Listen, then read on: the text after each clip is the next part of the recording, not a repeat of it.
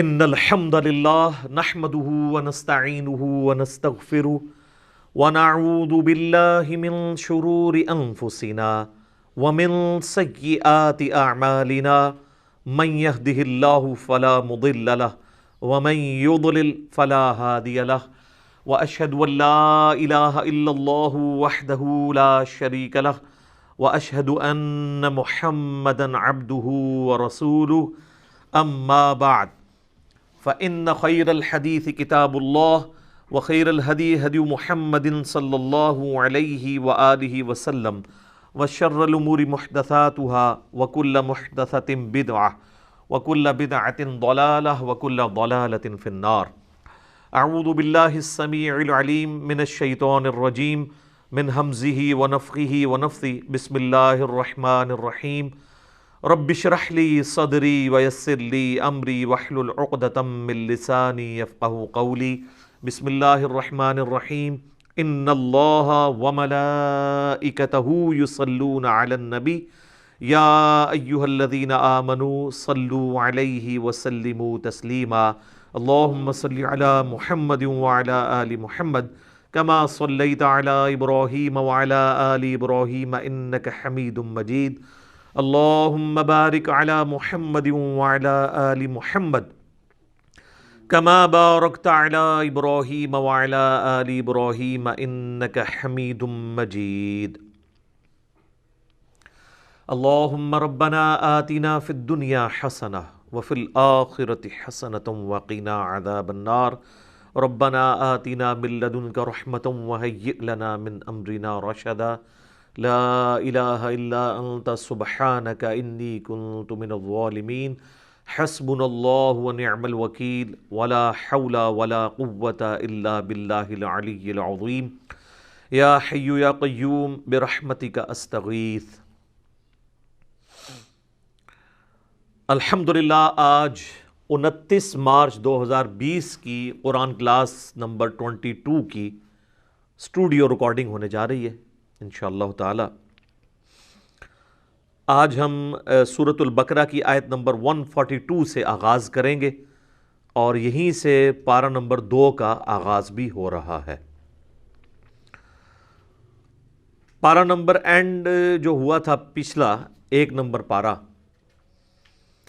اس میں تحویل قبلہ کا جو مضمون ہے وہ سٹارٹ ہو چکا ہوا ہے.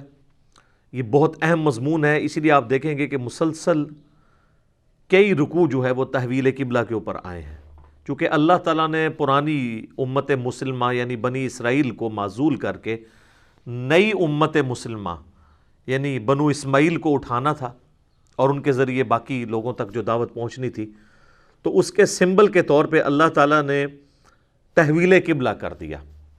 یروشلم جو کئی صدیوں سے سابقہ امت مسلمہ کا قبلہ تھا، اس کو چینج کر کے دوبارہ سے قبلہ ابراہیمی کو قبلہ بنا دیا گیا، یعنی مکہ مکرمہ کو. ایک متھ جو پبلک کے اندر مشہور ہے، ہم عموماً یروشلم کے لیے جسے ہم ایلیا بھی کہتے ہیں، بیت المقدس بھی کہتے ہیں، اور بعد میں وہاں پہ مسجد اقصیٰ بھی بن گئی، قبلہ اول کا لفظ استعمال کرتے ہیں. تو یہ بالکل غلط ٹرمنالوجی ہے. اصل میں وہ قبلہ اوسط ہے. قبلہ اول بھی خانہ کعبہ ہے اور قبلہ آخر یعنی فائنل جو قبلہ ہے وہ بھی خانہ کعبہ ہی ہے. اور اس کے ثبوت کے اندر جو سورہ آل عمران کی آیت آتی ہے، پارہ نمبر 3 کے بالکل سٹارٹ کے اندر ہی اللہ تبارک و تعالیٰ نے اس حوالے سے ڈسکشن کی ہے، بلکہ پارہ نمبر 4 سورہ آل عمران کے اندر، کہ سب سے پہلا گھر جو اللہ تعالیٰ نے مقرر کیا تھا انسانیت کے لیے وہ یہی ہے. سورہ آل عمران آیت نمبر 96 پارہ نمبر 4 کا پہلا صفحہ ہے. اعوذ باللہ من الشیطان الرجیم. ان اول بیت وضع للناس، بے شک پہلا گھر جو کہ وضع کیا گیا تھا، مقرر کیا گیا تھا لوگوں کے لیے، للذی ببکۃ مبارکہ، وہ ہے جو شہر بکہ کے اندر ہے. یہ بکہ اور مکہ دونوں ہی ایک شہر کی پروننسیشنز ہیں، 2 لفظ استعمال ہوئے ہیں. جس طرح میں اکثر مثال دیتا ہوں کہ ہمارے پڑوسی ملک انڈیا کے اندر بامبے اور ممبئی، وہاں پہ بھی میم اور با کا فرق ہے، ایک ہی شہر کے لیے استعمال ہوتے ہیں. للذی ببکۃ مبارکا وہدی للعالمین، وہ ہے جو شہر بکہ یعنی مکہ کے اندر ہے، بابرکت ہے اور ہدایت ہے تمام جہان والوں کے لیے۔ فیہ آیات بینات مقام ابراہیم، وہاں پہ اللہ تعالیٰ کی کھلی نشانیاں ہیں جن میں سے ایک مقام ابراہیم ہے۔ ومن دخلہ کان آمنا، جو بھی اس شہر میں داخل ہو گیا وہ امن والا ہو گیا۔ وَلِلَّهِ عَلَى النَّاسِ حِجُّ الْبَيْتِ، اور لوگوں پر اللہ کا یہ حق ہے کہ اس بیت کا، اس گھر کا حج کریں۔ من استطاع الیہ سبیلا، جس میں بھی استطاعت ہو اللہ کے گھر کا حج کرنے کی۔ ومن کفر، اور جو کوئی روگردانی کرے گا، فإن اللہ غنی عن العالمین، تو بے شک اللہ تعالیٰ بے پرواہ ہے تمام جہان والوں سے، اللہ کو تو کوئی پرواہ نہیں جی۔ تو یہ حج کی فرضیت اس حوالے سے قرآن میں بھی آئی ہے، اسی آیت سورہ آل عمران آیت نمبر 96 کے کانٹیکسٹ میں۔ تو جب یہ ذکر ہوا کہ یہ پہلا گھر ہے تو یہ حضرت آدم علیہ السلام نے ہی اسے تعمیر کیا، بعد میں ابراہیم علیہ السلام نے اس کی بنیادیں اٹھائیں جو گم ہو چکی تھی۔ اور بخاری مسلم میں حدیث ہے، نبی علیہ السلام نے فرمایا، اے عائشہ، اگر مجھے تیری قوم کا خیال نہ ہوتا کہ یہ نئی نئی زمانے جاہلیت سے پھر کے اسلام کی طرف آئی ہے تو میں حتیم کو توڑ کر خانہ کعبے میں داخل کر دیتا اور اسے ابراہیمی بنیادوں پر کھڑا کر دیتا۔ ابراہیمی بنیادوں میں جو حتیم کعبہ ہے وہ کعبے کا حصہ ہے۔ وہ صحیح بخاری میں آتا ہے کہ مشرکین عرب نے اپنا جو حلال مال ہے، اکثر تو ان کا حرام ہی ہوتا تھا، حلال مال جوڑا اس کے لیے کہ اللہ کے گھر کی تعمیر کریں، تو ان کے پاس مال ختم ہو گیا تو انہوں نے پھر پورا کعبہ تعمیر کرنے کی بجائے حتیم کو جو ہے وہ چھوٹی سی دیوار بنا کے چھوڑ دیا، باقی حصے پہ کمرہ کھڑا کر دیا۔ اب وہ اللہ کی طرف سے ایک حکمت ہوئی کہ وہ حتیم باہر رہا، نبی علیہ السلام کی خواہش تھی اسے داخل کرتے، لیکن آپ نے کہا کہ لوگ کہیں گے کہ اس نے کعبہ توڑ دیا۔ اور بخاری مسلم میں الفاظ ہیں، ایک تو میں بیت اللہ کا دروازہ نیچا کر دیتا، دوسرا حتیم کو کعبے میں داخل کر دیتا۔ وہ نہ دروازہ نیچا ہوا ہے اور نہ حتیم کعبے میں داخل ہوا ہے۔ البتہ بیچ میں ایک کوشش ہوئی تھی، حضرت عبداللہ ابن زبیر رضی اللہ تعالیٰ عنہ نے اپنے دور کے اندر، صحیح مسلم میں ڈیٹیل ملتی ہے، انہوں نے باقاعدہ اماں عائشہ سے چونکہ یہ حدیثیں سنی تھی، وہ بھانجے بھی لگتے تھے، تو انہوں نے اپنے دور خلافت جو 9 سال کا ان کا بنتا ہے اس میں اس کو توڑ کے قبلہ شریف کو نیا تعمیر کیا۔ پھر بعد میں جب حجاج ابن یوسف نے ان کو شہید کیا تو اس نے ضد میں آ کے قبلہ کو دوبارہ سے توڑ کے بنایا اور اس میں پھر حتیم کو باہر نکال دیا۔ عبد الملک بن مروان اس وقت خلیفہ تھا بنو امیہ کا، حجاج ابن یوسف اس کا گورنر تھا حجاز میں اور عراق کے اندر۔ اس کو جب بعد میں پتہ چلا کہ یہ تو نبی علیہ السلام کی بھی خواہش تھی تو اس نے پھر کہا افسوس، یہ صحیح مسلم میں الفاظ ہیں، اگر مجھے پہلے پتہ ہوتا تو میں حجاج ابن یوسف کو کبھی اجازت نہ دیتا کہ وہ بیت اللہ کو توڑے عبداللہ ابن زبیر کی ضد میں۔ بہرحال پھر خلیفہ منصور کے زمانے کے اندر، یعنی جب بنو عباس کی حکومت آئی تو دوبارہ انہوں نے ارادہ کیا کہ ہم حتیم کعبہ کو کعبے میں داخل کر دیتے ہیں۔ تو امام مالک رحمہ اللہ تعالیٰ چونکہ وہ کافی اثر و رسوخ رکھتے تھے علمی طور پہ، انہوں نے پھر منصور کو مشورہ دیا کہ یہ کام تم نہ کرو ورنہ یہ حکمرانوں کی کھیل بن جائے گا، کل کو کسی اور کی حکومت آئے گی تو وہ بنو عباس، بنو امیہ، یہ خاندانوں کی ٹسل کو سمجھتے ہوئے کعبے کو توڑتے اور بناتے رہیں گے۔ چونکہ نبی علیہ السلام نے بھی فتنے کے ڈر سے اس کو روک دیا تھا، تم بھی اس سے رک جاؤ، تو وہ آج تک خانہ کعبہ اسی طریقے سے ہے۔ حجاج ابن یوسف نے جو تعمیر کیا تھا حتیم کعبہ جو ہے وہ خانہ کعبہ سے باہر ہی ہے، بل وہ ہم جیسے مسکینوں کے لیے ایک اللہ کی طرف سے نعمت ہے۔ آج بھی آپ دیکھیں وہ کعبے کا دروازہ کتنا اونچا ہے، وہ قد آدم سے بھی اونچا ہے، کم از کم 8-9 فٹ ہے۔ آپ یعنی یوں ایک 6 فٹ کا بندہ بھی ہاتھ رکھے تو جسٹ اس کی دہلیز تک پہنچتا ہے۔ صرف حکمرانوں کے لیے وہ سیڑھیاں لگائی جاتی ہیں، وہ پہلے بھی یہی کچھ ہی ہوتا تھا۔ تو عام لوگوں کو ایک ایسے کعبے میں داخل ہونے دیتے ہیں جس طرح آج کل صرف حکمرانوں کو جانے دیتے ہیں۔ تو یہ اللہ کی طرف سے کرم ہوا ہے کہ عام آدمی بھی کعبے کے اندر کھڑے ہو کے نماز پڑھ سکتا ہے۔ حتیم کعبہ میں کھڑا ہو تو وہ کعبے کے اندر ہے۔ اب حتیم چونکہ کعبے کا حصہ، لہٰذا حتیم میں کھڑے ہو کے آپ کسی بھی طرف منہ کر کے نماز پڑھیں، جیسا کہ قبلے کے اندر بھی اکثر لوگ پوچھتے ہیں کہ خانہ کعبے کے اندر چلے جائیں تو کس طرح منہ کر کے نماز پڑھیں گے۔ جب آپ کعبے کے اندر چلے جائیں گے تو آپ جس طرح مرضی منہ کر کے نماز پڑھیں۔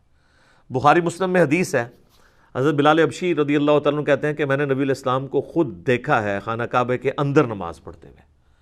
اچھا، بخاری مسلم میں اور احادیث ہیں، کچھ صحابہ جو وہ انکار کرتے ہیں کہ نبی علیہ السلام نے کبھی بھی کعبے کے اندر نماز نہیں پڑھی، ہمیشہ باہر ہی پڑھی ہے۔ تو اس سے محدثین نے ایک بہت بڑا ایک رول اخذ کیا ہے علم حدیث کا، کہ اگر 2 صحابہ اپوزٹ سٹیٹمنٹس دے رہے ہوں تو جو صحابی اس کام کے ہونے کی تصدیق کرے نا اس کی بات کو فوقیت ہوگی، اور جو انکار کرے اس کی بات چھوڑ دی جائے گی، کیونکہ انکار تو لا علمی کی بنیاد پہ بھی ہو سکتا ہے، لاجیکل ہے۔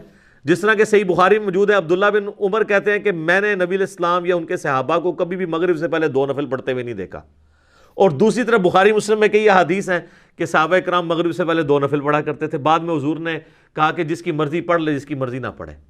تو اب عبداللہ بن عمر کے فتوے کو چھوڑ دیا جاتا ہے کیونکہ ان کا فتویٰ اگنورنس کی وجہ سے ہے۔ اب جس نے دیکھ لیا وہ تو نہیں جھوٹ بول رہا۔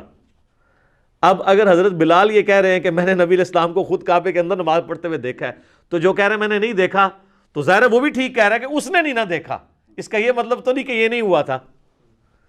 تو یہ ایک بہت بڑا علم حدیث کا مسئلہ بھی اس سے اخذ کیا گیا۔ بل نبی علیہ السلام نے وہ باقاعدہ پھر حدیث میں آتا ہے کہ وہ ستونوں کے پاس نماز پڑھی، قبلے کے اندر کوئی چلا جائے، اس یعنی چوکور خانہ کعبہ جسے ہم کہتے ہیں، وہ جو اس وقت آلموسٹ آپ سمجھ لیں مربع شکل کا ہے، سکوئر شکل کا ہے، ابھی بھی خیر مکمل سکوئر نہیں ہے، اور اگر حتیم شامل کر لیا جائے تو پوری ایک پرفیکٹ مستطیل بنتی ہے، ریکٹینگولر۔ اس کے اندر اگر کوئی داخل ہو جائے تو جس مرضی دیوار کی طرف منہ کر کے نماز پڑھ سکتا ہے۔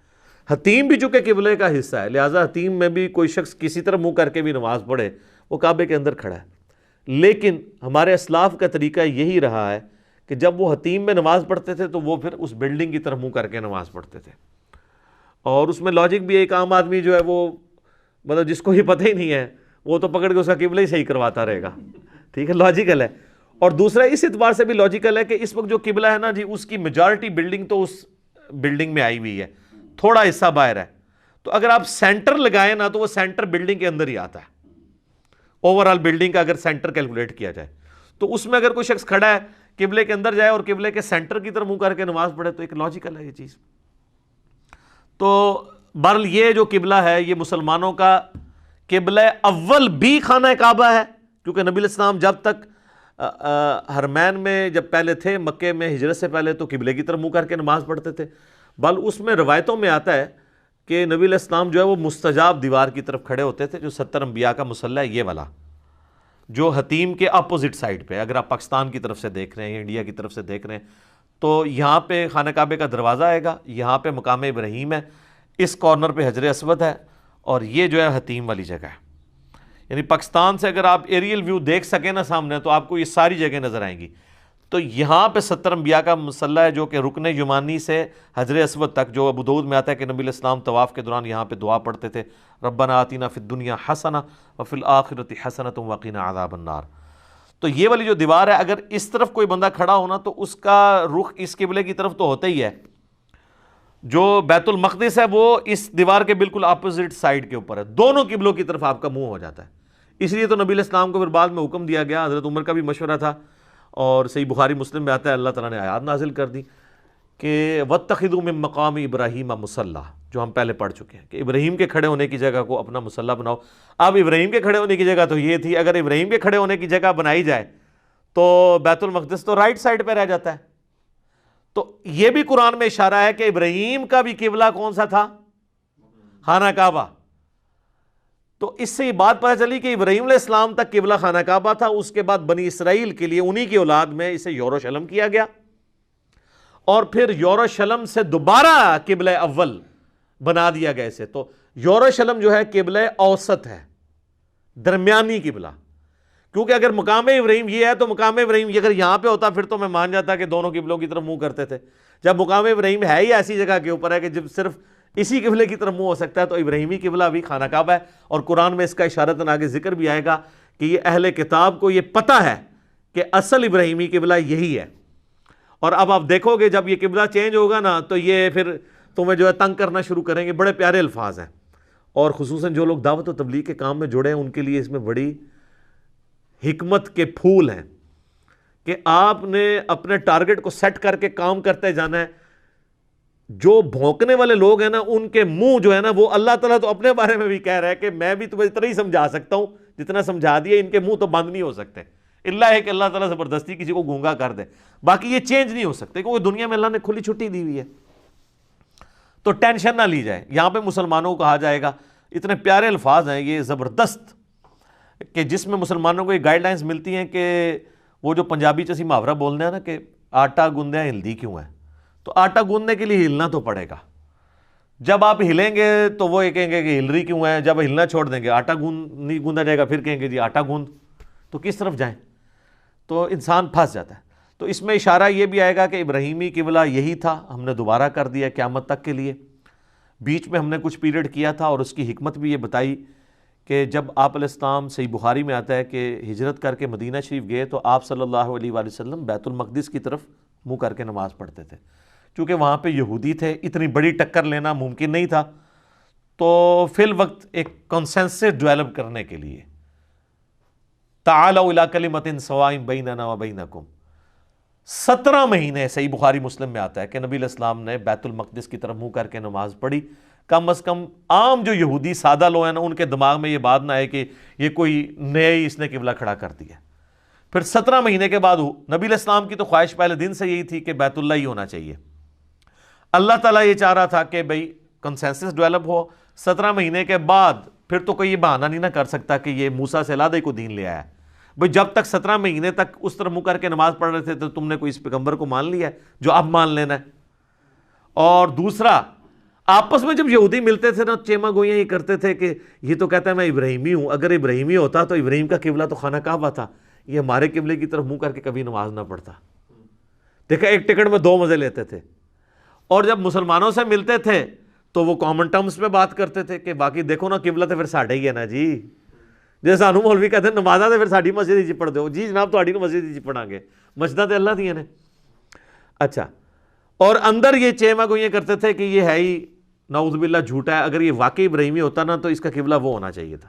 اس کا ذکر بھی پھر اشارتاً یہاں پہ آئے گا کہ یہ اہل کتاب جانتے ہیں، اور اگر یہ ہم قبلہ نہ چینج کرتے تو انہوں نے دوسرا بہانہ بنا لینا تھا. تو بیک وقت ایک بہانے کو تو ایڈریس کیا جا سکتا ہے، دوسرے کو نہیں کیا جا سکتا. لہٰذا آپ کو جو بار بار ہم سمجھاتے ہیں نا کہ کسی حد تک ہی کسی کے وسوسے سیٹل کیے جا سکتے ہیں. آپ قرآن سے آیات احادیث ہی دکھا سکتے ہیں، بس اب آپ کہیں کہ ہر نٹی گرٹی کا ایک ایک بال کی کھال اتار کے جواب دیا جائے تو یہ نہیں دیا جا سکتا. خاص حد تک ہی لوگوں کو سیٹسفائی کیا جا سکتا ہے. یہاں پہ بھی دیکھیں اللہ تعالیٰ نے سٹارٹ ہی کس سے کیا ہے. اعوذ باللہ من الشیطان الرجیم، بسم اللہ الرحمن الرحیم. سورۃ البقرہ آیت نمبر 142. سَيَقُولُ السُّفَهَاءُ مِنَ النَّاسِ، ان قریب لوگوں میں سے جو بے وقوف لوگ ہیں، لائی لگ لوگ، وہ کہیں گے ما وَلَّاهُمْ عَنْ قِبْلَتِهِمُ الَّتِي كَانُوا عَلَيْهَا، کس نے مسلمانوں کو اس قبلے سے پھیر دیا جس کی طرف یہ منہ کر کے نماز پڑھ رہے تھے. بیٹھے بٹھائے انہوں نے کیا ہویا، چنگے پلے ساڑھے منہ کر کے نماز پڑھ رہے. اچھا تو اللہ کے بندوں، جو تم چیما گوئیاں کرتے تھے کہ یہ ابراہیمی ہے تو اس قبلے کی طرف، اب اس قبلے کی طرف اگر ہو گئے ہیں تو اب تمہیں کیا تکلیف ہے. بخاری مسلم میں آتا ہے کہ نماز عصر کے بعد یہ آیات نازل ہوئی تھی نبی علیہ السلام پہ. وہ اگلی آیات آ رہی ہیں جن میں تحویل قبلہ ہوا، پھر آپ نے اناؤنسمنٹ کر دی. یہ ویسے پبلک میں ایک بہت مشہور واقعہ ہے کہ نبی علیہ السلام نماز پڑھ رہے تھے تو 2 رکعتیں ہو گئی تھیں ظہر کی یا عصر کی، پھر آپ صفیں چیرتے ہوئے آئے، وہ پہلی صف والے آخری صف بن گئی، آخری صف پہلی. یہ بخاری مسلم میں تو ایسا نہیں ہے، واضح الفاظ ہیں بخاری مسلم دونوں کے اندر کہ نماز کے بعد آپ نے یہ اناؤنسمنٹ کی. البتہ یہ بخاری مسلم میں ایک اور حدیث ملتی ہے کہ انصار مدینہ نماز پڑھ رہے تھے کسی اور جگہ پہ، تو ان کو نہیں پتا تھا، دوسرے ایک صحابی وہاں سے گزرے تو انہوں نے بتایا کہ یہ تو کل آیات نازل ہوئی ہیں تو تم لوگ اپنا قبلہ بدلو، تو انہوں نے اسی وقت اپنا قبلہ بدل لیا. وہ واقعہ الگ سے ہے. تو اب اللہ تعالیٰ نے پہلے تو اینٹی وینم دیے نا جی، شہنشاہی جو اللہ کی ہے وہ والا جواب. قُلْ لِلَّهِ الْمَشْرِقُ وَالْمَغْرِبُ، اے نبی فرماؤ مشرق اور مغرب سب اللہ کے ہیں. اللہ کی مرضی جس طرح منہ کروائے کسی کو، تمہارا کیا لینا دینا. چاہے یورشلم ہو چاہے وہ بیت اللہ ہو، دونوں اللہ کے ہیں. اچھا، اور واقعی وہ بالکل اپوزٹ ڈائریکشن میں ہے. مسجد قبلتین ابھی بھی مدینہ شریف میں موجود ہے. جو لوگ عمرے پہ جاتے ہیں نا، اور مدینہ شریف میں وہ جو زیارتیں کروائی جاتی ہیں ان میں ایک مسجد قبلتین ہے. مدینہ شریف میں یہ حال ہے کہ ایگزیکٹ 180 ڈگری ہے، یعنی اگر قبلہ شریف اس طرف ہے نا تو بیت المقدس بالکل اس کے اپوزٹ ہے، 180 ڈگری. اور اس کا ثبوت یہ ہے کہ حرم مکہ میں جو مزاب رحمت ہے نا، آپ کو پتا جو حتیم میں گرتا ہے، خانہ کعبہ کا جو چھت سے بارش کا پانی جس پر نالے سے گرتا ہے اسے مزاب رحمت کہتے ہیں.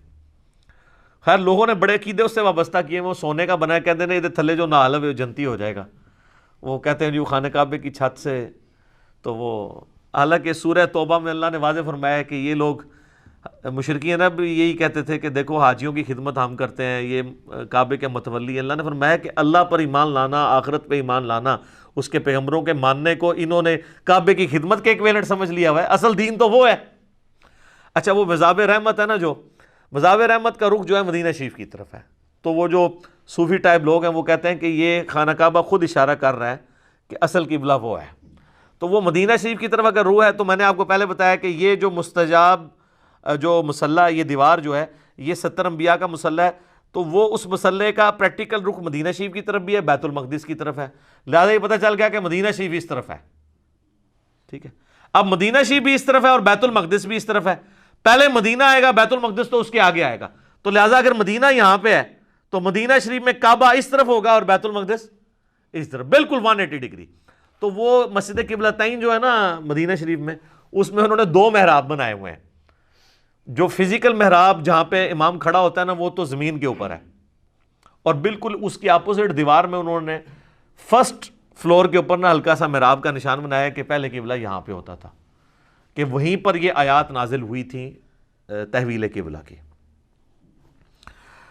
تو اللہ تعالیٰ ماتا مشرق و مغرب اللہ کے ہیں، جس طرح مرضی منہ کروائے، تم لوگوں کو کیا تکلیف ہے؟ یہدی من یشاء الی صراط مستقیم، وہ جسے چاہتا ہے نا سیدھے راستے کی طرف رہنمائی دے دیتا ہے۔ اور اب ہمارا اور آپ کا ذکر ہو رہا ہے، وَكَذَلِكَ جَعَلْنَاكُمْ أُمَّةً وَسَطًا، اور بالکل اس طریقے سے اے مسلمانوں ہم نے تمہیں معتدل امت بنایا ہے، لِتَكُونُوا شُهَدَاءَ عَلَى النَّاسِ، تاکہ تم گواہ ہو جاؤ باقی ساری انسانیت کے اوپر، وَيَكُونَ الرَّسُولُ عَلَيْكُمْ شَهِيدًا، اور یہ اللہ کے رسول تم پر گواہ ہو جائے۔ یہ بڑی اہم آیت ہے، شہادت علی الناس۔ اصل میں شہادت علی الناس یہ ہے کہ اللہ کا پیغام جو پیغمبروں کے ذریعے انسانیت تک آتا ہے وہ آپ نے باقی انسانیت تک پہنچانا ہے، اسے کہتے ہیں شہادت علی الناس۔ مولانا مودودی رحمہ اللہ کی ایک کتاب بھی، اس کا نام بھی شہادت علی الناس ہے۔ لوگوں کو پتہ ہی نہیں کہ اصل شہادت کا مطلب کیا ہے، ہم تو جو اللہ کی راہ میں قتل ہو جائے اسے شہید کہتے ہیں، وہ اس کا ایک جز ہے، اسے شہید کیوں کہا جاتا ہے؟ شہید کہتے ہیں گواہ کو، وہ کیا گواہی دے رہا ہوتا ہے؟ وہ یہ گواہی دے رہا ہوتا ہے کہ دیکھو میں اس دین کو اتنا برحق سمجھتا ہوں کہ میں نے آج اپنی جان بھی اس کے لیے دے دی، میں نے اپنے عمل سے ثابت کر دیا کہ اسلام حق ہے، میں نے شہادت دے دی، گواہی دے دی۔ شہادت کا مطلب گردن کٹانا نہیں ہوتا، گواہی دینا، وہ پریکٹیکلی گواہی دے دیتا ہے۔ ایک شہادت الناس یہ ہے کہ آپ نے لوگوں تک دین کا پیغام پہنچانا ہے، اور یہ جو دعوت کا کام ہے یہ اتنی بڑی شہادت الناس ہے کہ میدان جنگ میں بھی ہے۔ بخاری مسلم دونوں میں حدیث ہے، مولا علی کہتے ہیں جب مجھے نبی علیہ السلام نے خیبر کے لیے روانہ کیا تو مجھے یہ نصیحت کی تھی کہ اے علی پہلے ان کو دعوت دینا، اگر تیری وجہ سے ایک بندے نے بھی اسلام قبول کر لیا تو تیرے لیے سرخ اونٹوں سے بہتر ہوگا۔ تو میدان جنگ میں بھی شہادت الناس ہے لوگوں کو دین کی دعوت دینا۔ کافروں کے خلاف جب بھی جنگیں ہوئی ہیں، بعد میں رومنز کے خلاف یا پرشینز کے خلاف، اس میں بھی پہلے جو ہے مسلمان یہی دعوت دیتے تھے کہ تم اسلام قبول کر لو، تم ہمارے بھائی ہو گے، ہم سینئر جونیئر کا فرق بھی نہیں کریں گے تمہارے ساتھ۔ نبی علیہ السلام نے جتنے خطوط لکھے ہیں اس میں بھی یہی چیزیں لکھی ہیں۔ تو یہ شہادت علی الناس تھی۔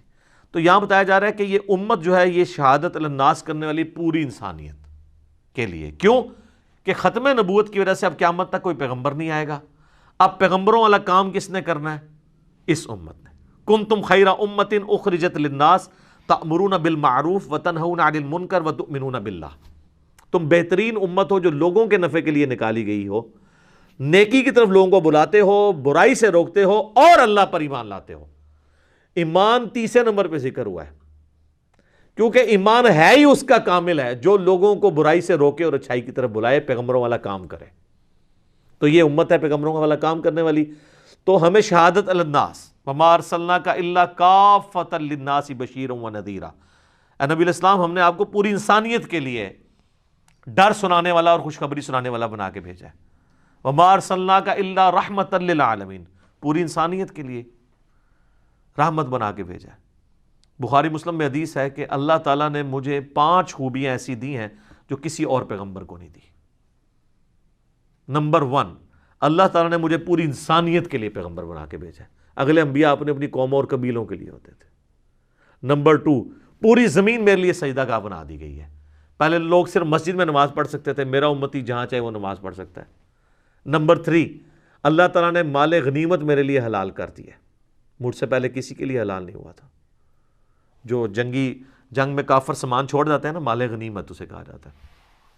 غنیمت یعنی مقصد یہ نہیں حاصل کرنا تھا فالتو چیز، وہ ایک میدان میں رکھتے تھے، آسمان سے ایک بجلی آ کے اسے جلا دیتی تھی، اللہ کے حضور جہاد قبول، اس امت کے لیے اسے حلال کر دیا گیا۔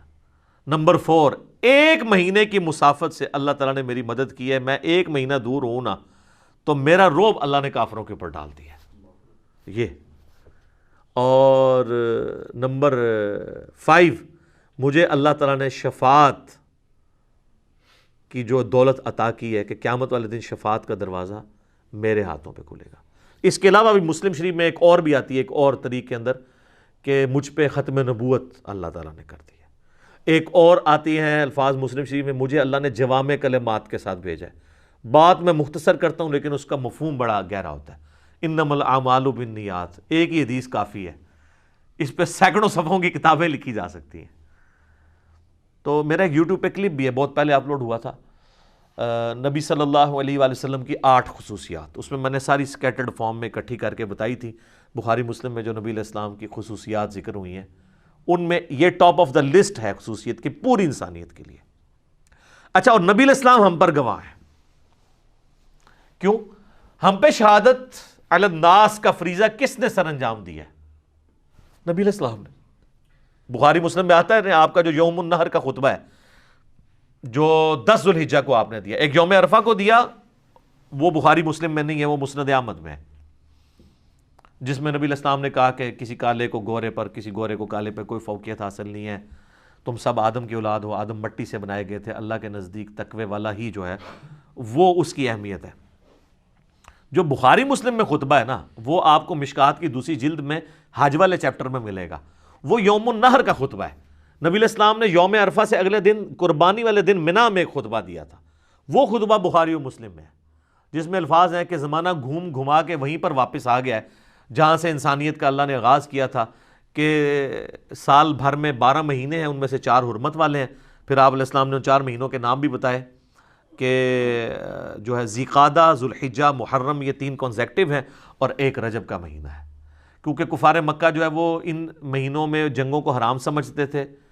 شریعت ابراہیمی کی ٹوٹی پوٹی فارم چل رہی تھی، لیکن وہ جب انہوں نے جنگ کرنی ہوتی تھی تو وہ جس کو کہتے ہیں نا کتے کو حلال کرنے والی بات، وہ مہینوں کو آگے پیچھے کر دیتے تھے۔ تو نبی علیہ السلام کی بعثت کی برکت سے اتنی دفعہ انہوں نے آگے پیچھے کیا، وہ خود بخود اپنی جگہ پہ واپس آ گیا۔ تو حضور نے کہا کہ زمانہ گھوم گھما کے وہیں پہ واپس آ گیا۔ اب جس سال میں حج کر رہا ہوں نا، 10 ذوالحجہ، آج کی ڈیٹ میں 10 ذوالحجہ 10 ہجری میں، یہاں پہ اب جو مہینے یہ سیٹلڈ ہیں، یہ واقعی اپنی اصلی جگہ پہ آ چکے ہیں۔ یہ اللہ کی طرف سے ایک ایسا معاملہ ہوا۔ ان میں سے 4 مہینے حرمت والے ہیں۔ پھر نبی علیہ السلام فرمایا بتاؤ آج کون سا دن ہے؟ تو صحابہ کرام خاموش، کہا اللہ اس کا رسول بہتر جانتے ہیں، یہ کون سا مہینہ ہے، یہ کون سی جگہ ہے؟ تو صحابہ کہتے ہیں ہم خاموش اس لیے ہوئے، ہمیں پتہ تو تھا، ہم خاموش اس لیے ہوئے کہ شاید اللہ کے نبی علیہ السلام اس کو چینج کرتے ہیں۔ پھر آپ فرمایا کہ یہ کیا ذوالحجہ کا حرمت والا مہینہ نہیں ہے، اور یہ یوم النحر قربانی کا بابرکت دن نہیں ہے، اور کیا یہ مکہ، شہر مکہ نہیں ہے حرمت والا؟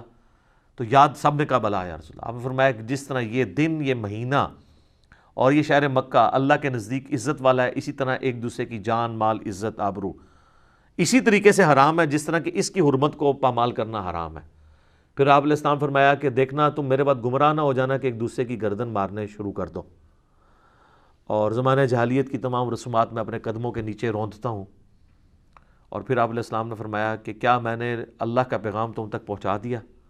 تو سب نے کہا بلا یا رسول اللہ، آپ نے پہنچا دیا، بلکہ آپ نے حق ادا کیا۔ پھر آپ علیہ السلام نے 3 دفعہ آسمان کی طرف شہادت کی انگلی اٹھا کے 3 دفعہ صحابہ کی طرف کی اور کہا اللہم اشہد، یہ وہی شہادت علی الناس، اللہم اشہد، اللہم اشہد، اے اللہ گواہ رہنا، گواہ رہنا، گواہ رہنا، یہ مان رہے ہیں کہ میں نے پیغام پہنچا دیا۔ پھر آپ علیہ السلام کے الفاظ ہیں بخاری مسلم میں، اب تمہاری ذمہ داری ہے کہ اس پیغام کو ان لوگوں تک پہنچا دو جو یہاں پہ موجود نہیں ہیں۔ بسا اوقات جنہیں بات پہنچائی جا رہی ہوتی ہے وہ زیادہ یاد رکھنے والے ہوتے ہیں بنسبت ان کے جو بات پہنچا رہے ہوتے ہیں۔ اور محدثین جب یہ حدیث بیان کرتے تھے تو کہا کرتے تھے صدق رسول اللہ، واقعی رسول اللہ نے سچ کہا تھا کہ قرآن تو عرب میں آیا، نبی علیہ السلام تو عرب میں آئے، لیکن اللہ نے خدمت جو ہے وہ عجمیوں سے لی۔ آپ دیکھ لیں ہمارے احادیث کے جتنے بڑے بڑے امام ہیں یہ سب کے سب عجمی ہیں۔ امام بخاری جو ہیں وہ رشیا سے ہیں، امام مسلم جو ہے وہ ایران سے ہیں، آج بھی وہاں پہ آپ کو نیشا پور جگہ ملے گی جہاں پیدا ہوئے۔ امام ابو داؤد اور امام ترمذی جو ہیں وہ افغانستان کے ہیں۔ اور آپ دیکھیں سعودیہ کے چینل پہ بھی حدیثیں چل رہی ہوتی ہیں رواہ البخاری رواہ المسلم، تو بخاری مسلم دونوں عجمی ہیں، اللہ نے خدمت لے لی ہے، نبی علیہ السلام نے پہلے اشارہ فرما دیا تھا، تو اللہ نے کمپنسیٹ کیا ہے، نبی علیہ السلام کو بھیجا عربیوں میں، دین کا تلوار کے ذریعے کفار پہ مسلط کر کے غلبہ عربیوں کے ذریعے کروایا، اور بعد میں پھر عجمیوں کے ذریعے علمی خدمت لی، اور بعد میں جو تلوار والی خدمت ہے وہ بھی عجمیوں سے لی ہے۔ ٹرکس کون ہے؟ عجمی ہیں، تاتاریوں کی اولاد ہیں، لیکن یہ تلوار خام خواہ نہیں سونتی گئی ہے بدماشوں کو کھاڑنے کے لیے، جس طرح آپریشن کرنے کے لیے نشتر تو چلانا پڑتا ہے، آج تک کسی ڈاکٹر کو کسی نے نہیں کہا کہ آپ نے اپینڈکس کے لیے یہ نشتر کیوں چلایا ہے، تو یہ تلوار اس طریقے سے چلی، خام خواہ نہیں کسی کے اوپر چلی، یہ تلوار لوگوں کی ظلم والی تلواروں کو روکنے کے لیے چلی ہے۔ یوٹیوب پہ میرا ایک کلپ ہے، کیا اسلام تلوار کے زور پہ پھیلا ہے، تو اس میں میں نے یہ ساری حکمتیں اس کی بتائی ہیں۔ بل اس آیت کے کانٹیکسٹ میں جو سورہ البقرہ کی آیت نمبر 143 ہے، شہادت علی الناس، کہ نبی علیہ السلام ہم پر گواہ ہیں اور ہم پوری انسانیت پہ، یہ شہادت علی الناس حاضر و ناظر نہیں ہے، کیونکہ وہ شہید کا انا ارسلناک شاہدا و مبشرا و نذیرا، اس کا ترجمہ اعلیٰ حضرت نے کیا ہے کہ اے نبی علیہ السلام ہم نے آپ کو حاضر و ناظر اور خوشخبری سنانے والا اور ڈر سنانے والا بنا کے بھیجا۔ وہ کہتے ہیں شاہد کا مطلب ہے گواہ، گواہی تو دیتا ہی وہ ہے جو وہاں پہ موجود ہو، اور اگر وہاں پہ موجود نہیں فزیکلی تو روحانی طور پہ موجود ہو۔ تو میں نے اس پہ ڈیٹیل لیکچر دیا، مسئلہ نمبر 7، 2 گھنٹے میں ان کے سارے وصف سے جو قرآن و سنت سے یہ پیش کرتے ہیں نا، ایک ایک کر کے سیٹل کیے ہیں، وہ 1000 لوگوں کی توبہ کا سبب وہ لیکچر بنا ہے، مسئلہ نمبر 7 کے نام سے۔ تو یہاں پہ اعلیٰ حضرت نے بھی ترجمہ صحیح کیا، انہوں نے یہ ترجمہ کیا کہ ہم نے تمہیں معتدل امت، بہترین امت بنایا تاکہ تم گواہ بنو اگلی امتوں پر اور باقی لوگوں پر، اور یہ نبی تم پر گواہ بنے۔ اب یہاں پہ حاضر و ناظر ترجمہ اس لیے نہیں کیا کہ یہ ترجمہ پھر یہ بننا تھا تاکہ یہ امت حاضر و ناظر ہو جائے باقی امتوں کے اوپر اور رسول اللہ تم پر، تو پھر بڑے حاضر و ناظر تو امت ہو گئی یہ والی، یہ امت زیادہ بڑی حاضر و ناظر ہوگی اس ساری امتوں پہ۔ تو یہاں پہ انہوں نے کیا ترجمہ کیا؟ گواہ کا۔ اچھا، اسی لیے میں کہتا ہوں ترجمہ آپ کوئی بھی پڑھ لیں، جس نے ڈنڈی ماری ہے نا وہ خود پکڑا جاتا ہے، اعلیٰ حضرت خود اپنے ترجمے میں پکڑے گئے ہیں، یہاں پہ انہوں نے ترجمہ ٹھیک کیا۔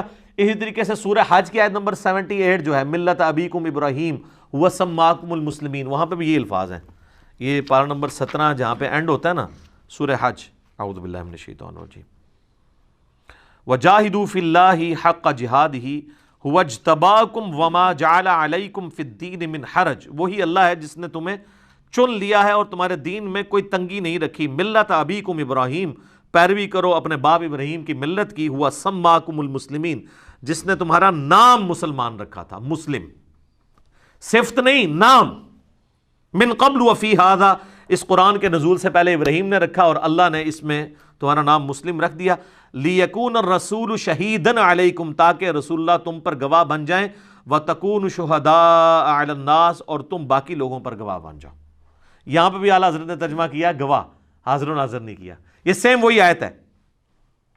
وَأَقِیمُوا الصَّلَاةَ وَآتُوا الزَّکَاةَ، اور قائم رکھو نماز کو اور ادا کرو زکوٰۃ، وَاعْتَصِمُوا بِاللَّهِ، اور چمٹ جاؤ اللہ سے، اور اللہ سے چمٹنا کیا ہے؟ وَاعْتَصِمُوا بِحَبْلِ اللَّهِ جَمِيعًا وَلَا تَفَرَّقُوا، قرآن جو غدیر خم کی حدیث میں قرآن اور اہل بیت صحیح مسلم میں آیا، یہ اللہ کی رسی ہے قرآن۔ وَمَوْلَاكُمْ، وہی تمہارا پشت پناہ ہے، فَنِعْمَ الْمَوْلَى وَنِعْمَ النَّصِيرُ، تو کیا ہی خوب مولا ہے اور کیا ہی بہترین مددگار ہے وہ اللہ۔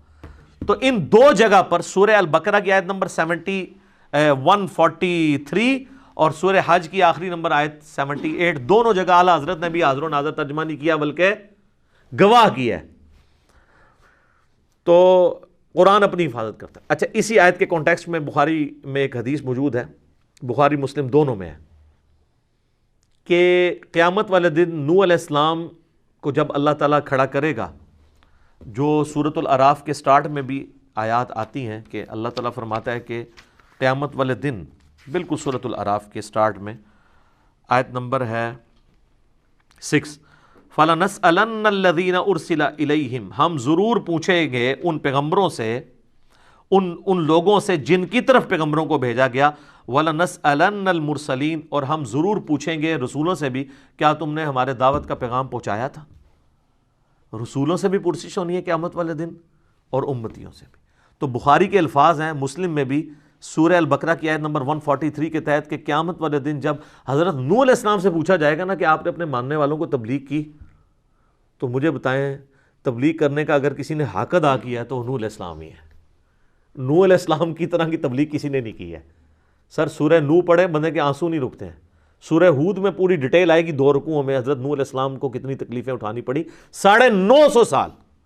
سر باقیوں کی تکلیفیں تو ختم ہو گئیں، کسی کی عمر جو ہے وہ 63 سال ہوئی، کسی کی 50 سال ہوئی، حضرت عیسیٰ علیہ السلام کو 25 سال میں اللہ نے اٹھا لیا اوپر، لیکن یہ اللہ کا بندہ وہ ہے جس نے 950 سال تک مخالفین کی گالیاں کھائیں، تکلیفیں اٹھائیں، صرف 78 بندے ایمان لے کر آئے۔ اور وہ تو کیا دردناک الفاظ ہیں، اللہ میں نے دن کو بھی بلایا، رات کو بھی بلایا۔ سورہ نوح پڑھ کے دیکھیں، میں نے جتنا بلایا ان کی سرکشی میں اتنی ہی اضافہ ہوا، اور اینڈ پہ ان کا یا اللہ بس اب مجھے اتنا غصہ، اللہ سے وہ عرض کرتے ہیں اللہ ان کی نسلوں میں بھی کوئی ایمان والا پیدا نہیں ہوگا، یہ مجھے پتا ہے۔ کنکلوڈ جس سے ہمارے بریلویوں نے علم غیب نکال لیا،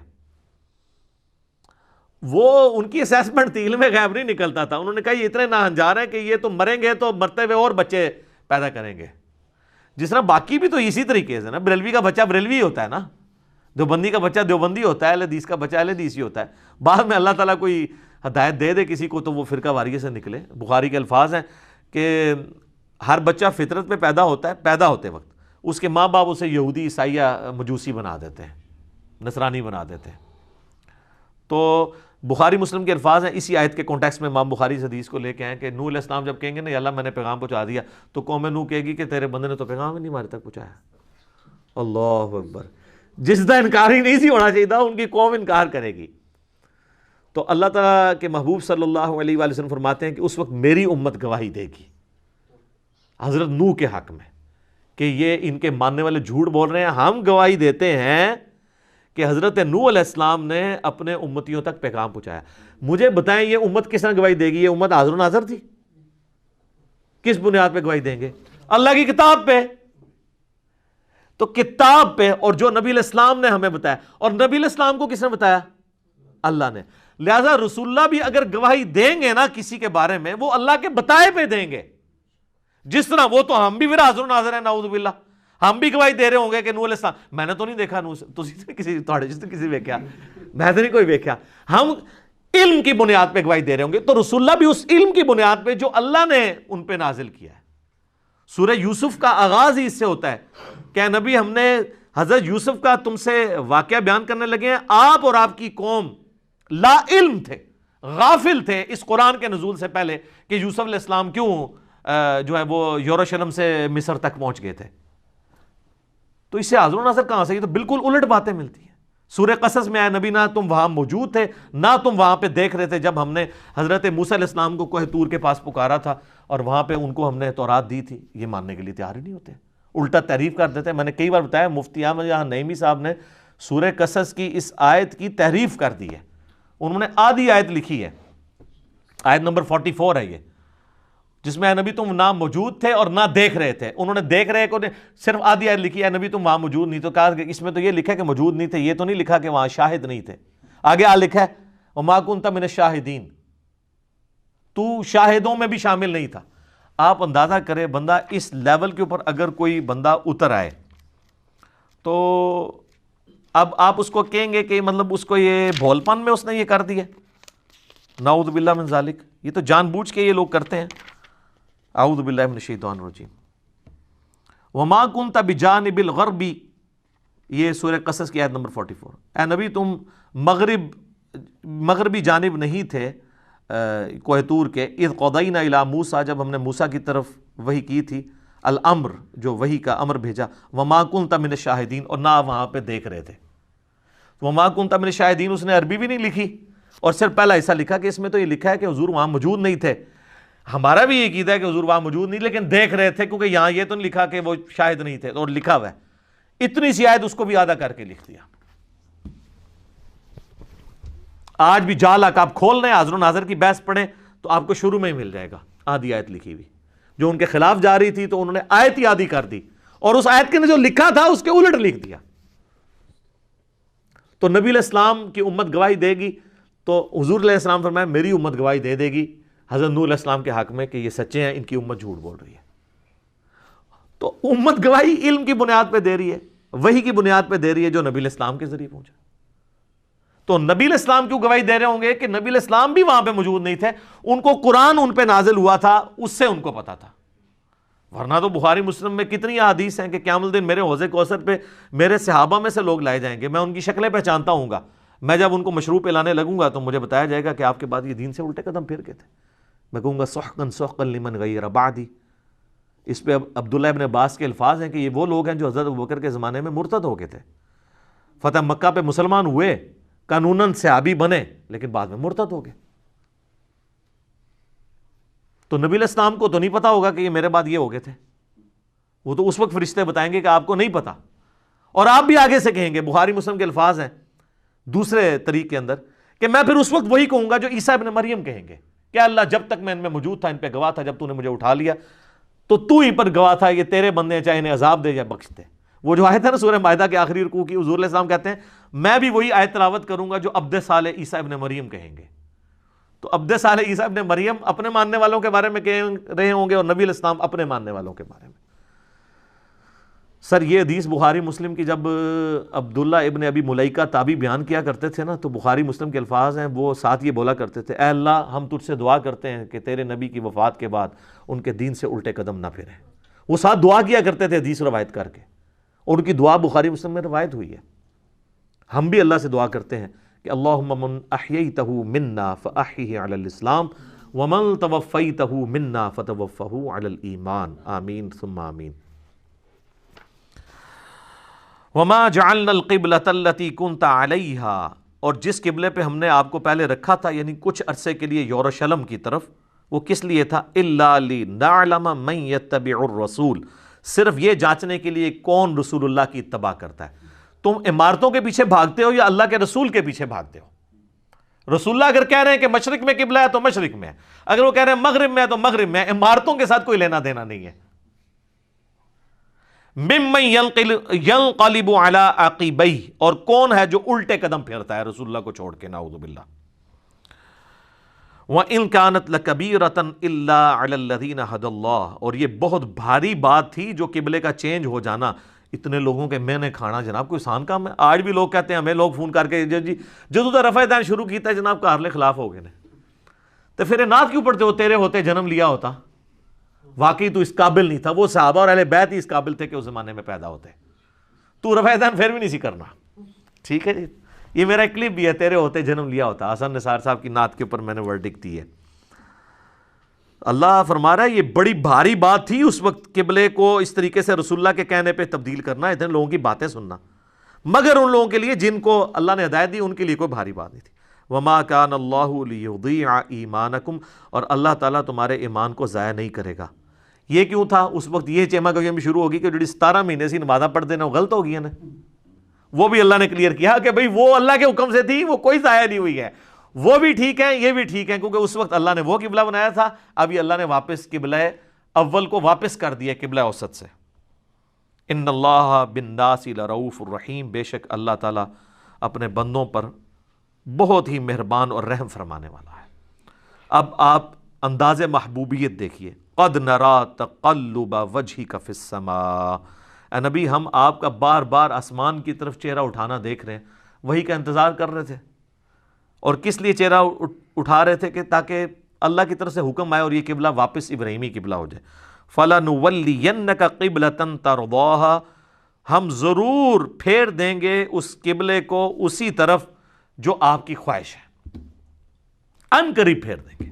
اور ساتھ ہی پھر کہہ دیا فَوَلِّ وَجْهَكَ شَطْرَ الْمَسْجِدِ الْحَرَامِ، بس ابھی پھیر لیجئے اپنا چہرہ اسی پسندیدہ قبلے کی طرف، مسجد الحرام کی طرف جو آپ کی خواہش ہے۔ وَحَيْثُ مَا كُنْتُمْ، اور اے مسلمانوں تم جہاں کہیں بھی ہو، فَوَلُّوا وُجُوهَكُمْ شَطْرَ، تو نماز کے لیے اپنا چہرہ مسجد حرام کی طرف کر لیا کرو۔ اچھا یہ خانہ کعبے کا ذکر نہیں ہے، مسجد حرام کا ہے، وہ پوری مسجد قبلہ ہے۔ مسجد کے اندر جو کھڑا ہوگا نا اس کے لیے قبلہ وہ چوکور عمارت ہے، لیکن جو مسجد کے باہر ہے نا اس نے صرف مسجد کی طرف منہ کرنا ہے تو اس کا قبلہ ہو گیا مسجد حرام، ورنہ وہ قبلہ تو وہ ایک 55 فٹ کی ایک عمارت ہی ہے نا چھوٹی سی، لیکن مسجد حرام کو کہا گیا وہ پوری مسجد۔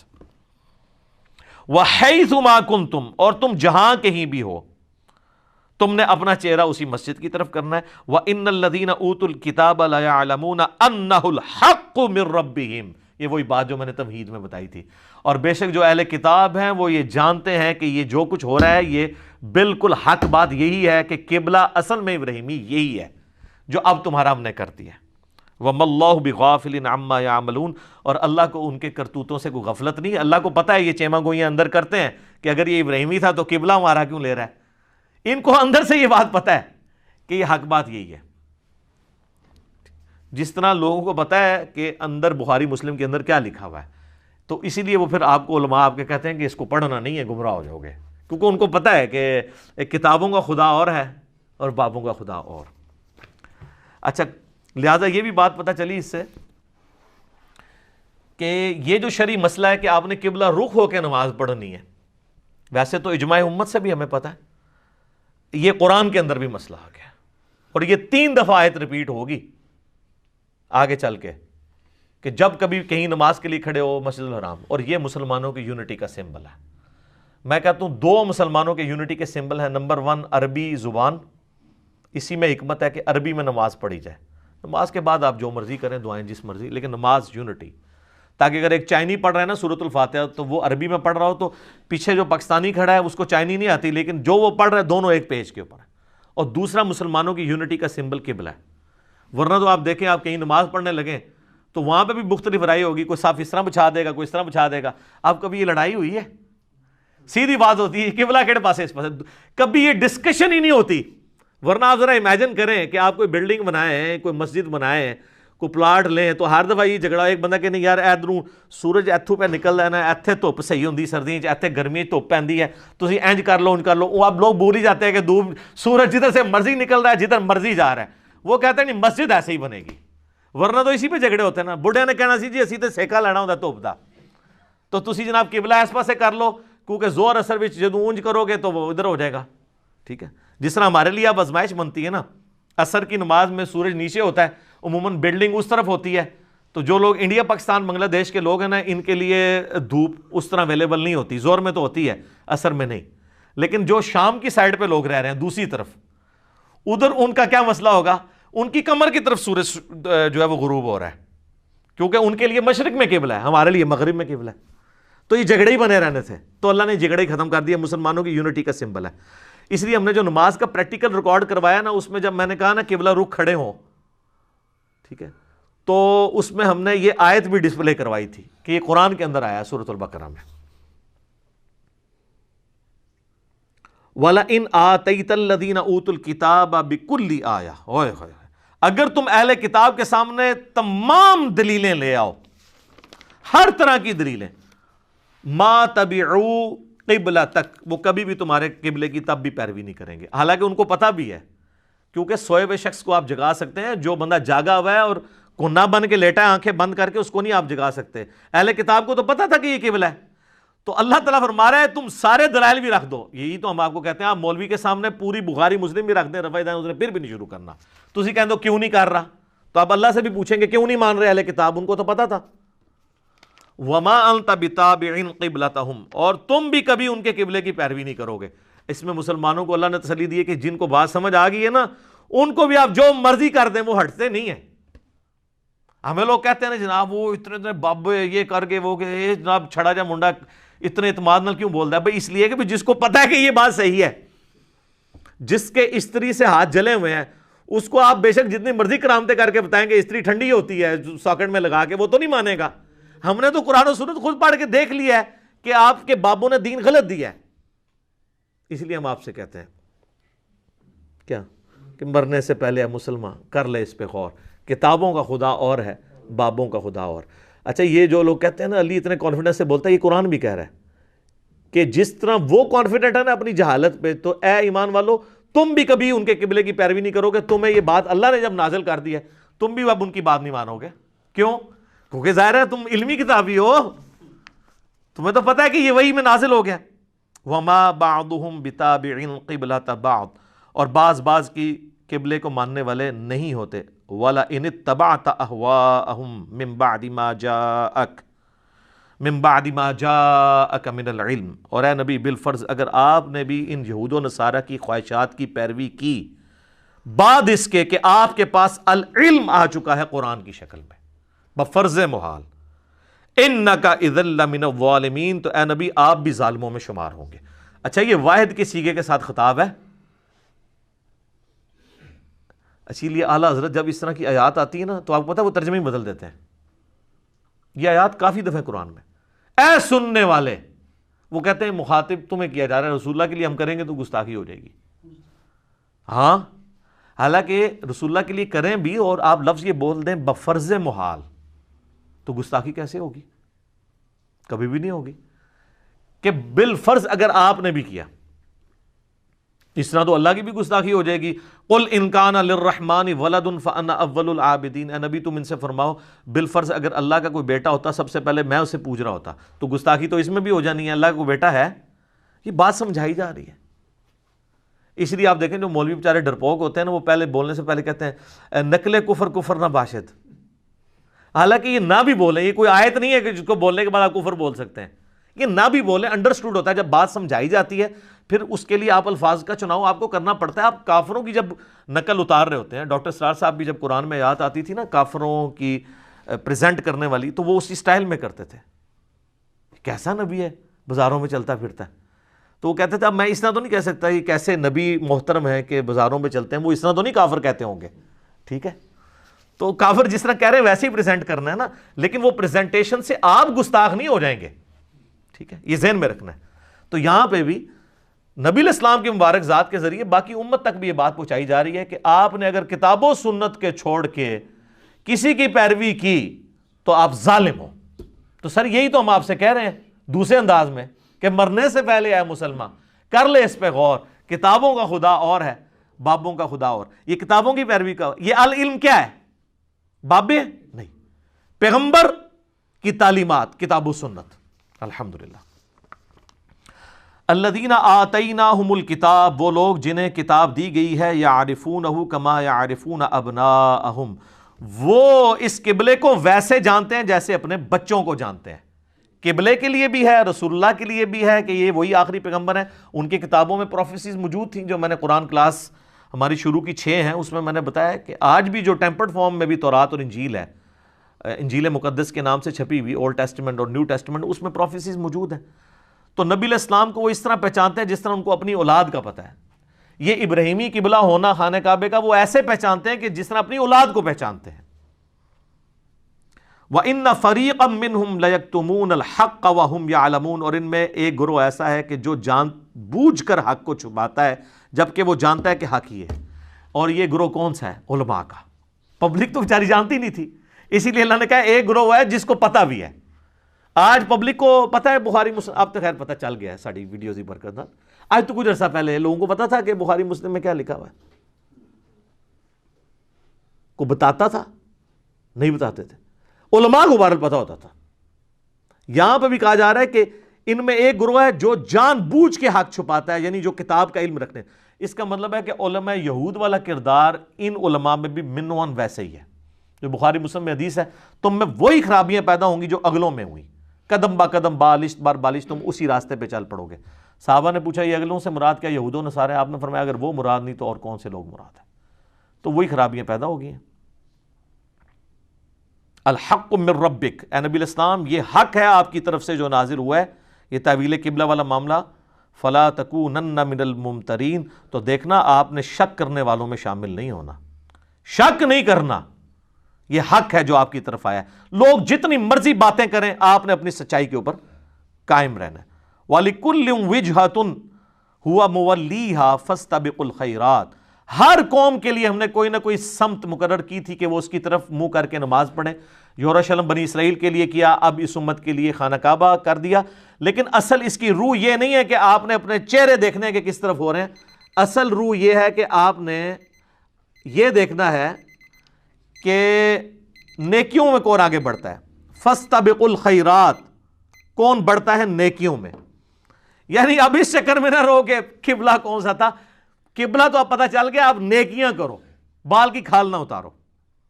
اینما تکونوا یأتی بکم اللہ، تم جہاں کہیں بھی ہوگے قیامت والے دن تمہیں اللہ جمع کر دے گا، جمیعا اکٹھا کر لے گا. ان اللہ علی کل شیء قدیر، بے شک اللہ تعالیٰ ہر چیز پر قادر ہے. ومن حیث خرجت فولی وجہک شطر المسجد الحرام، پھر رپیٹ ہوگی بات. آپ جب مکے سے باہر کسی بھی جگہ پر ہو تو آپ نے اپنا چہرہ نماز کے لیے مسجد حرام کی طرف کرنا ہے. وَإِنَّهُ لَلْحَقُّ مِن رَبِّكَ، اور یہ بے شک حق ہے آپ کے رب کی طرف سے. سر کتنا قبلے کے اوپر زور دیا جا رہا ہے. وَمَا اللَّهُ بِغَافِلٍ عَمَّا تَعْمَلُونَ، اور اللہ تعالیٰ ان اعمال سے بے خبر نہیں ہے جو تم کر رہے ہو. وَمِنْ حَيْثُ خَرَجْتَ فَوَلِّ وَجْهَكَ شَطْرَ الْمَسْجِدِ الْحَرَامِ، پھر دیکھیں تاکید. تم جہاں کہیں بھی ہو مکے کی سرزمین سے باہر تو تم نے مسجد حرام کی طرف اپنا چہرہ کرنا ہے. وَحَيْثُ مَا كُنْتُمْ فَوَلُّوا وُجُوهَكُمْ شَطْرَهُ، اور جہاں کہیں پر بھی تم ہو تم اپنا چہرہ اسی مسجد کی طرف کر. میں لگا کوئی 8-10 دفعہ مختلف انداز میں ریپیٹ ہو چکا ہے. لِأَلَّا يَكُونَ لِلنَّاسِ عَلَيْكُمْ حُجَّةٌ، یہ اس لیے ہم نے قبلہ مقرر کیا تاکہ لوگوں کے پاس تمہارے خلاف کوئی حجت نہ رہ جائے. کیا حجت؟ جو اندر یہ باتیں کرتے تھے کہ اصل قبلہ تو خانہ کعبہ تھا، یہ ہمارے طرف کر رہے ہیں. اگر یہ واقعی ابراہیمی ہوتے تو اللہ نے فرمایا یہ جو ان کی چھپی ہوئی دلیل ہے نا تمہارے خلاف، یہ قیامت تک کے لیے ختم ہو جائے. قبلہ ہم نے چینج کر دیا ہے تاکہ لوگوں کے پاس کوئی حجت نہ رہے کہ یہ واقعی ابراہیمی ہے. تو دیکھو ابراہیمی قبلہ آ بھی گیا واپس، قبلہ اول واپس آ گیا. قبلہ اول بھی کعبہ، قبلہ آخر یعنی فائنل قبلہ بھی کعبہ ہے، قبلہ اوسط یروشلم ہے. الا الذین ظلموا، یہ وہ بات جو میں نے کہی تھی. ہاں جو ظالم لوگ ہیں، فلا تخشوہم، ان سے نہیں تم نے خوف کھانا. وخشونی، تم نے میری خوف رکھنا ہے. اللہ کہہ رہا ہے جو ظالم ہے نا وہ پھر بھی دل بھائی مانتے اجتا ٹیرو کہن گے آٹا گندیا ہلدی کیوں ہے، ان کی پرواہ تم نے نہیں کرنی.